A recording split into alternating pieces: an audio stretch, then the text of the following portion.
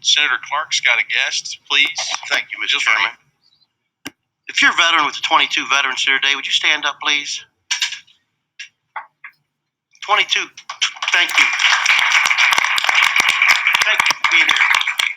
These 22 veterans are in Frankfort today to remind us that 22 veterans a day die in the United States by suicide.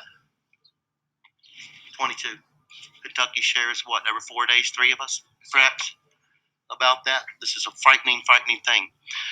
They're here to support veterans, support their cohorts, and also ask for us to look at our cannabis laws a little bit and let us go ahead and get cannabis for post-traumatic stress disorder.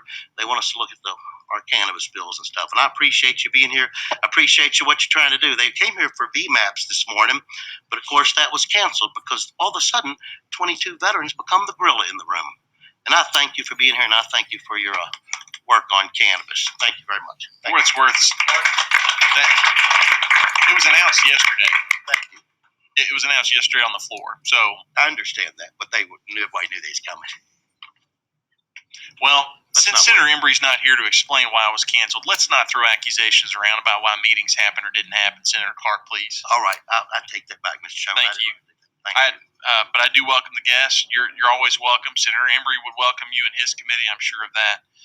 We're glad to have you, and we thank you for your service. Thanks, sir.